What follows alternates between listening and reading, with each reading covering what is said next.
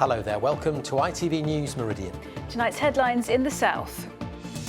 Dicing with death, the teenagers seen dancing on a live railway track in Sussex seconds before a train speeds past. Stay off the tracks. We don't want to see that dangerous behaviour around the railway. We want to keep everybody safe. The fight to keep 2 elderly daycare centres open in Hampshire. The council wants to claw back $250,000, but families say it's misjudged. Also this Monday, a perfect start to the school holidays. We head to the seaside where businesses are enjoying a welcome boost. We're live in Boscombe. Yes, sunshine and blue skies, and dare I say, getting a bit warmer again too. I'll be back later with all the weather details.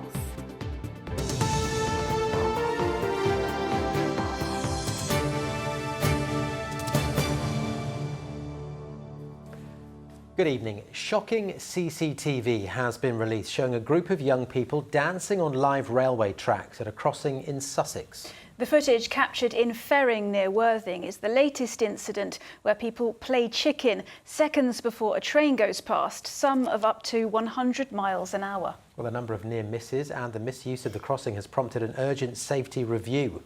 As Charlotte Wilkins reports. A teenage boy pleads with his friends not to run across the tracks with the train approaching. No. Go. Ignoring their friend, this group put their lives at risk by playing chicken.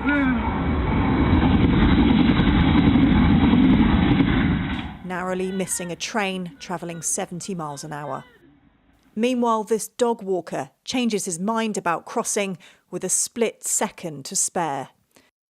These near misses at Clappers Lane crossing at Ferring have been captured on CCTV. They've been shared by Network Rail to try and raise awareness of the dangers of taking risks on or near the railway line. I'm a train driver, so for me, to have a near miss or people crossing in front of you is quite scary. I've never been a fan of that crossing anyway. And I kind of felt that you're close enough to the barriers here anyway, which is controlled, so it is a much safer place to cross the line. This crossing was used as a bit of a shortcut for people in Ferring to go to the local shops or the local holiday park, but it's now been closed due to people misusing the line.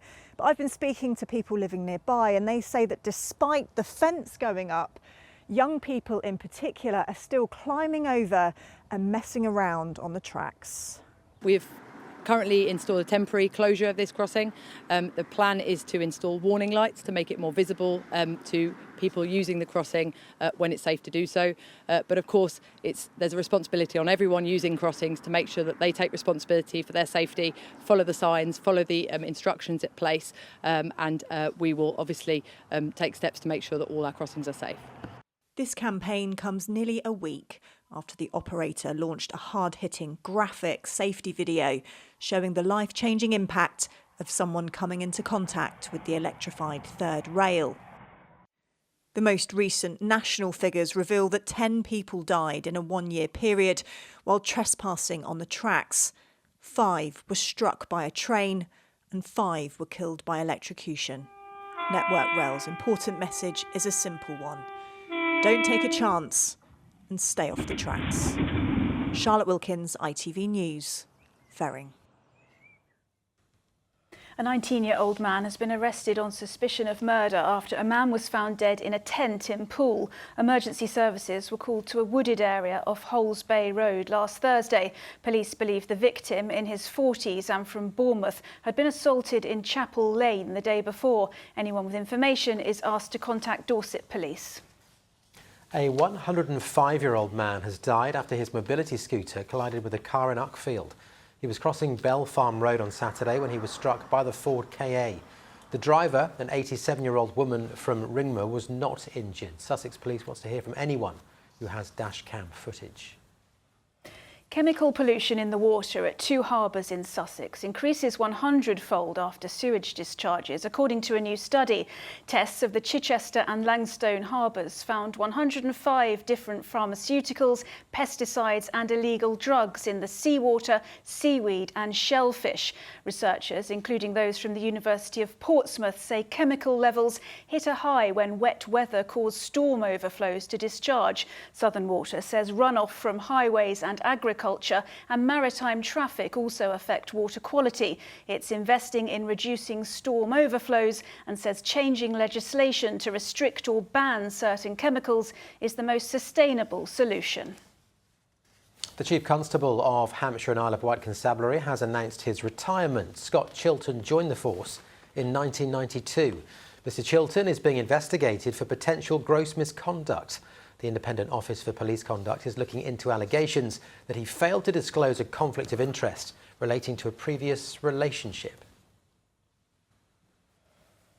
Families who rely on 2 adult day centres in North Hampshire say it would be a disaster if they were to close. Chesil Lodge in Winchester and Newman Court in Basingstoke support people over the age of 65 who have social care needs. Well, Hampshire County Council says it has to make cuts in its budget and it wants a new provider to take over. If one can't be found, the centres may close. A public consultation is underway, but many families have already signed a petition against the plans. Here's Juliet Fletcher. Back home after a busy day, Joyce Crawley goes to Newman Court Day Centre in Basingstoke 5 days a week. Her daughter Tracy, who's her carer, says it would be devastating if it were to close. Oh, none of us carers would get respite. The service users will just give up because they love going to their club and that's what they live for. They do all activities, singing, dancing, go out for days and everything, which is the activities that she couldn't do indoors. And it's like a great big family there. Joyce spent her life looking after others as an army nurse and then as a carer. Now at 87 and with dementia, she needs care herself. Mum's lucky enough to have me around because I'm a full-time carer. So these poor people that don't have family to look after them, what's going to happen to them when they're on their own 24 hours a day? So what are they going to do? They're going to end up, to giving up, aren't they? They won't have no life. Christine Hutchins, who has Alzheimer's, lives with her partner Keith and Patricia, her carer. She also goes to the Newman Court Day Centre and Keith is worried she'll be moved elsewhere. I don't think there's anywhere else in Basingstoke, no. I don't know of anyone. There might be, but I don't know of it. So I don't know how they'd find somewhere. Otherwise, I suppose the other alternative is it would be a grown completely in a home, which I don't want. I want to keep her here. Newman Court Day Centre and also Chesil Lodge Day Centre in Winchester have been earmarked for possible closure to help address the £97 million shortfall in Hampshire County Council's budget. The council told us that no final decisions have yet been made in relation to this. And they said, we continue to encourage the public to provide their views on this and the other proposals contained within our future services consultation, spring 2025. That closes on May the 7th. They added that day centre users will be offered alternative support, either from an independent provider or alternative care options. But it'll still be an anxious wait for families who rely on the day centre services. Juliet Fletcher, ITV News. Non-Southampton residents are being charged an extra 20p for the Itchen Bridge toll from today. It's to ease congestion in the city and raise funds to pay for improvements and maintenance on the bridge. Consultation is now open for people to have their say on a new water sports centre on Portsmouth seafront. The City Council wants to turn the site of the former Eastney swimming pool into a hub for activities including kite surfing and paddleboarding. You're watching ITV News Meridian. Still to come, Brighton's fictional crime detective series Grace returns to our screens. We're in the city with one of the stars. And Southampton set an unwanted record and the manager leaves. What now for the Saints? Andrew has all our sport. Plenty more from us, of course, online. All the details you need are there, the website, the phone number, and of course you can follow us on social media.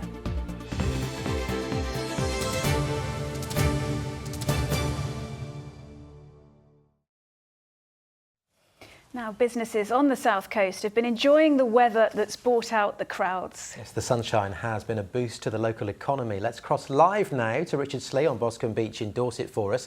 And I guess, Richard, just what businesses would have wanted. Yeah, what a fantastic day this has been, and there's plenty more of this sunshine to come later this week. Exactly the sort of weather that brings people down to the beach. And earlier today, we were on the beach in Southbourne, just a couple of miles east of here, where we spoke to visitors and the manager of a local business who all really hope that this is a sign of a lovely, warm and sunny summer to come. We do well through the winter, but the first little break like this, especially if it times nicely when the kids are off, everything just explodes and everyone comes and makes the most of it while they can. We like to think that the first busy week is a sign of the good summer to come. We keep positive about it. We would still be on the beach in April, but not in shirt sleeves. Pleased to see the sun? Absolutely. It's fantastic. It's just lovely being out on the beach. Grandchildren, they're down for the week. But what a perfect time with the kids off school for the Easter. Couldn't have planned it better, could we? Absolutely cracking. I work in a school environment, so I've got 2 weeks off, and you just can't knock it. You're making the most of this, aren't Oh, you? most certainly. I live down the road there, so make the most of the beach. That's what we do. Well, with me now is Richard Herrott from BCP Council. A lovely boost for you, isn't it, when the weather's like this? Yeah, it's such a nice scene after quite what feels like quite a long winter, and just great to see the sun out for residents and visitors alike. And how much does Bournemouth's economy rely on a sunny season? A sunny season is really important to our economy. Local businesses, the hoteliers, restaurants, bars, and all of those things that know and love the tourists to come down. Some people do complain that other than the beach, there's not much else to do here when the weather's not so nice. There is plenty to do in the area, even on the beach there is. We've got the Oceanarium, the pier with its facilities has been made free to residents and visitors this summer, and obviously all the other stuff that goes up through the towns in Bournemouth, Christchurch and Poole. And just briefly, the resort has struggled in previous years with high numbers of visitors. Are you ready this year? Our team are absolutely ready. Our Seafront Rangers are back out. The RNLI teams are out as well. Partnership working with the police is in full force, along with CSAS officers and all the staff that kind of make this resort work for everyone. Richard, thank you very much for talking to us. So much hope here that this sort of weather continues right into the summer season, but a word of warning, the sea at the moment is very cold. What a beautiful evening where you are. Richard, for now, thank you very much indeed. Now, it's estimated that around 1 in 7 people are neurodivergent with conditions such as autism and ADHD. That can sometimes make it harder to find the right job.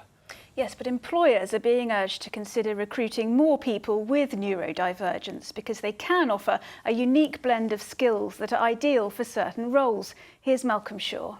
No. I mean, I was out on location doing the video thing. At the headquarters of Careline Live, it's another busy morning. The company at Slinfold in Sussex supplies software to home care providers, and it makes a point of recruiting staff with neurodivergence, among them Marie Page, who's the marketing manager. I've definitely got traits that one would describe as being neurodivergent. I'm not very good at sequencing, so for instance, I can't ever remember a string of numbers. So today I had to wait for someone to let me in through the door at the office because it's a 4-digit code that I had completely forgotten. I've been working here for 2 years. I don't come into the office that often, but I'd forgotten the code. So I'm not great at sequencing. And I'm also very aware of extra sounds and other sensory kind of impacts. So I'm not very good in a loud office, for instance. Careline Live was started in 2018 and now serves 650 customers in 7 countries. It has more than 40 staff. The company's founder says employing neurodivergent people sometimes means adapting to their needs, but also playing to their strengths. Their ability to sometimes hyper-focus is really useful in different situations, especially where your time precious and things like that. Sometimes logical thinking, because it's, sometimes different people think in a very binary way, that can also be really useful for us as well. So there's lots of different traits that come out in different people's roles where actually you can play to those strengths and harness them. It's estimated that as many as 1 person in 7 has neurodivergence, conditions including autism, ADHD and dyslexia. Nancy Doyle from Plumpton Green is an expert in the field and created the community interest company Genius Within. Neurodivergence is about divergence from an average. So most people would score around average for most cognitive abilities, whereas neurodivergent people tend to have what we call a spiky profile, which is that some of the things that you test them on are quite high and some of the things might be quite challenged, but there's this idea of big differences between the things that you are brilliant at and the things that you struggle with. Back at Careline Live, Mike Perry briefs a colleague in the technical department. He was diagnosed with dyslexia while at college, but says working in IT suits him well. You're always trying to find ways to work around your issues. You get quite good at problem solving on the fly. And you have different ways of looking at it. They're different problems, so it can bring a different perspective. All bosses want to recruit the best staff, and neurodiverse employees can offer companies a unique set of skills. Malcolm Shaw, ITV News, Slinfold. Now let's talk about sport. Andrew joins us in the studio. Patey, I mean, the writing's been on the wall for a while, but I guess it is all over now for Southampton and their manager. Tough weekend, to be honest. But yes, it was heartbreak for Saints supporters with the club's relegation confirmed. And this afternoon, Southampton announced manager Ivan Juric has left. The Croatian joined in December, but wasn't able to turn around the club's fortunes. Defeat yesterday meant the Saints set an unwanted record by becoming the first side to be relegated from the Premier League with 7 games still to play.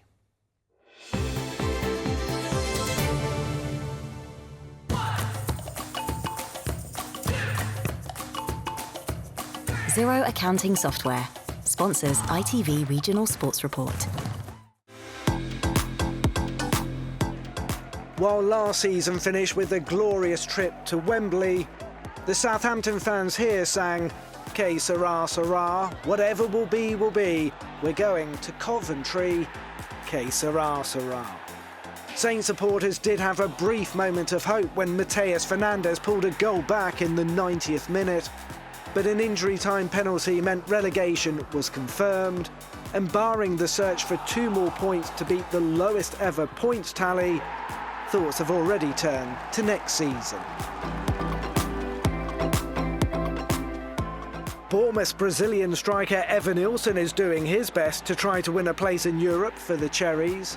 This is the 3rd game in a row in which he scored, but his side have now gone 6 matches without a win, and needed Evan Nilsson at his alert best again to rescue a point. Brighton's boss Fabian Hersler described this as a wild and emotional game. He was disappointed to see his side fall behind to Mateta's powerful strike and felt the team should have built on Danny Welbeck's equaliser. The goal made the former England striker the Seagulls' all-time top Premier League goalscorer. But it was the Eagles who clinched the winner before they had 2 players sent off. Brighton's Van Hecker followed suit, the rivalry seeing a flurry of red cards and disappointment for Hersler's side.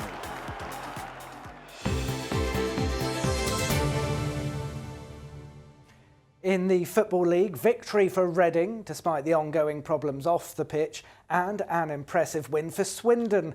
We start, though, with a massive boost to Oxford's Championship survival hopes. Sarah has more. Oxford boss Gary Rowett credited the atmosphere created by used fans at the Kassam Stadium for the part it played in this crucial win. Siriki Dembele's first-half strike against promotion-chasing Sheffield United lifts Oxford 4 points above the relegation zone with 6 matches left to play. After going a goal down at Millwall, Pompey boss John Mousinho's response was a triple substitution for which he was rewarded when Andre Dozzell equalised on 80 minutes.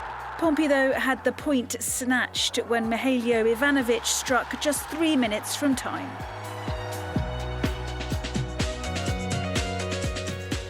Reading managed to put uncertainty off the pitch to one side to claim victory over Wycombe. Harvey Nibbs' spot kick on 77 minutes was enough to put the Royals just a point off the playoffs. Crawley Town's hopes of survival were dealt a blow at Stevenage at level with 20 minutes to play. Town's hopes were dashed when the hosts struck twice in the dying minutes, leaving Crawley 6 points from safety.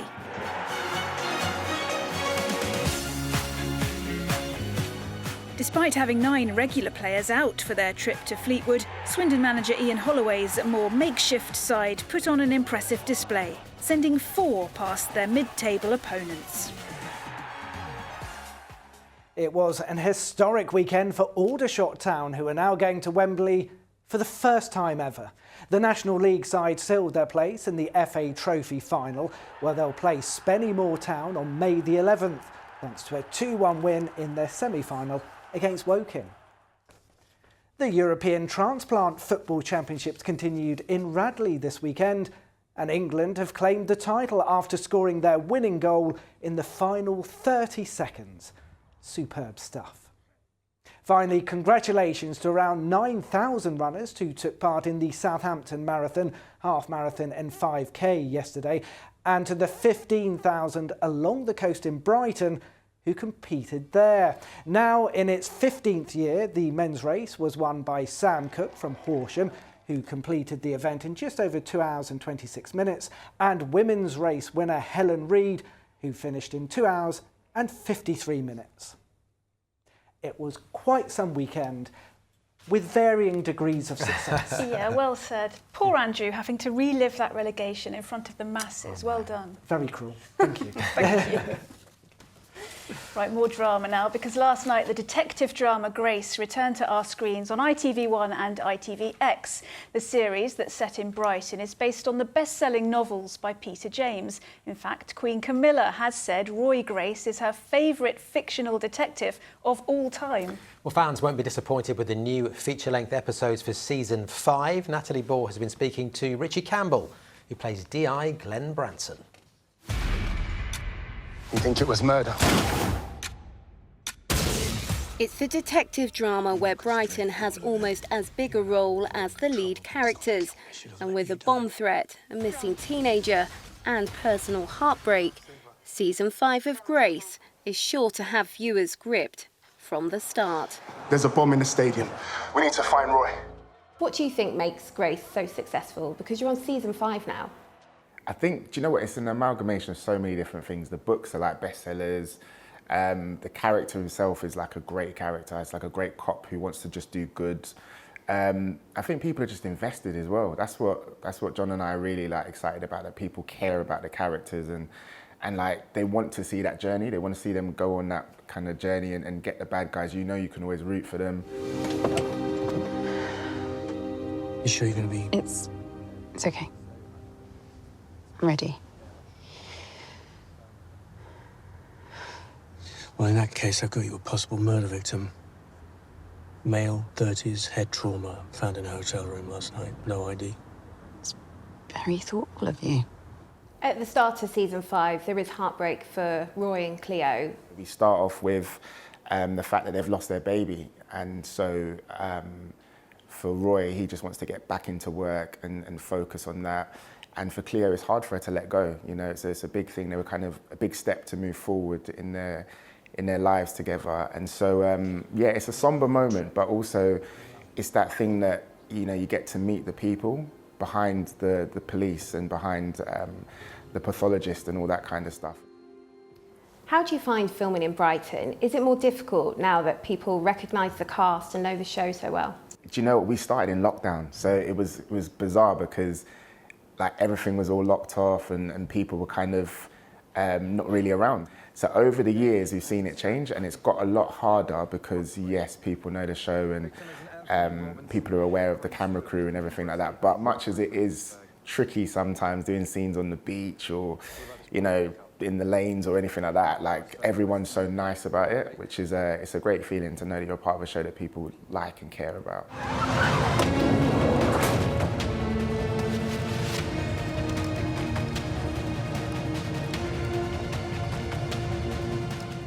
You're known to like a few stunts on location. Can we expect any in this season? Yeah, definitely, definitely. I'm one of those people where the scripts are coming in and I'm like, please, please, let there be a stunt, let there be a stunt.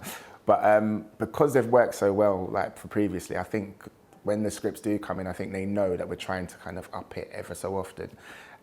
So yeah, there's definitely some stunts. There's definitely some real good action sequence in this season, which is brilliant.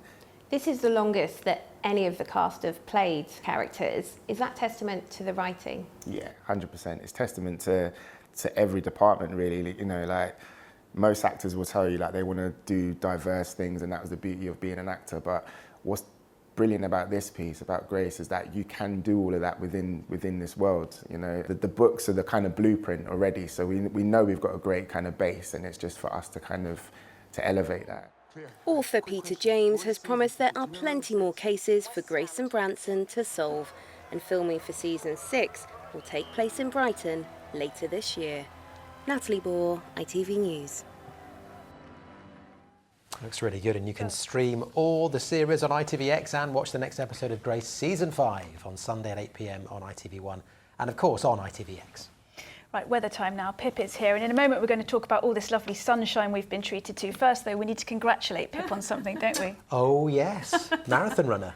Well, half marathon, yeah. Still a marathon. I don't know how anybody did that route twice. I did Southampton yesterday. Yeah, I don't think I'd ever appreciated quite how hilly Southampton was until I started running around here. But huge support all the way round. Orange slices, people with hoses, because of course it was hot and it was sunny. Yeah, it was really quite warm yesterday. In fact, temperature-wise, this is what we got up to over the weekend. Saturday, Herne peaked at around 21 Celsius, and it also topped the table around the UK on Sunday, hitting 19 Celsius as well. And this is how it's looking for April so far as a result. Currently, we're sitting comfortably above the April average in terms of maximum temperatures, 3.5 degrees above actually. And sunshine just kind of following where March left off, 62 hours so far. That gives us 35% of the monthly sunshine, when we should really only be sat about 20. Not bad. And dare we ask, how long is it going to stay for, or is it going to break anytime soon? Yeah, well, it will break eventually. I mean, we are only in April, aren't we? We've got a lot of year left. But this is how things are looking at the moment. High pressure plonked right over the UK. It's sandwiched between two areas of low pressure. What that's doing is it's forcing the jet stream to sort of wiggle around like this. This is what we call an omega block, because it's an omega-shaped wiggle. Now, over the next few days, things will start to change. If that persisted, it would be lovely and dry and sunny for all eternity.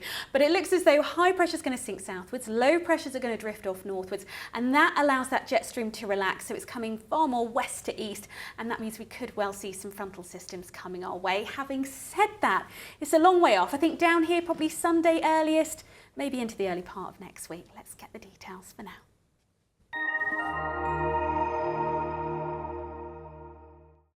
An icy start to the day will give way to a series of oohs and ahs. TUI sponsors ITV Meridian weather. It really has been another beautiful day out there, continuing the theme for April. A lot of dry weather set to come over the next few days as well. Some lovely warm sunshine, but the nights will be still a little on the chilly side. And that will certainly be the case overnight tonight, with clear skies and easing winds. Temperatures will topple for many down into the low single figures in towns and cities.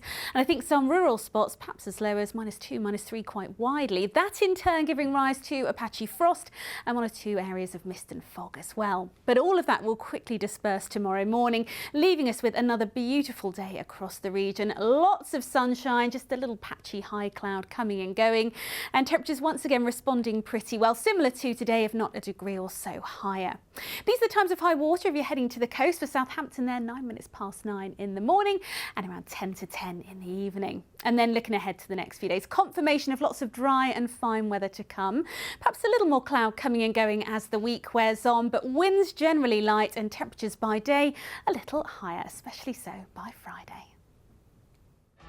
TUI sponsors ITV Meridian weather.